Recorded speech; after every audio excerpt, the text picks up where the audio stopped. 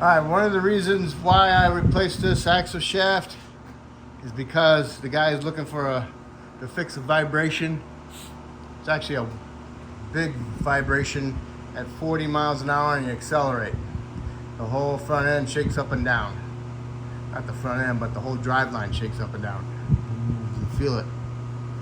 You know, so I replaced the left front and I replaced the right front. Okay, so now I'm going to take it for a ride and see if it fixed it. All right, but while I'm doing this job, well, even when I drove it, the struts were real bouncy and the rear shocks are real bouncy.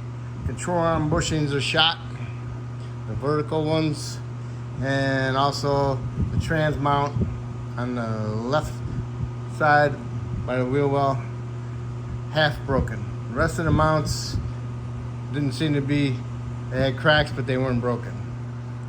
Okay, so we'll see if it fixed it.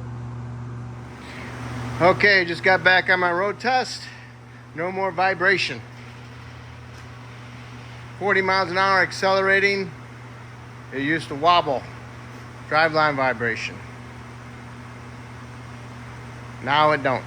All right, so that fixed it. All right. Good luck.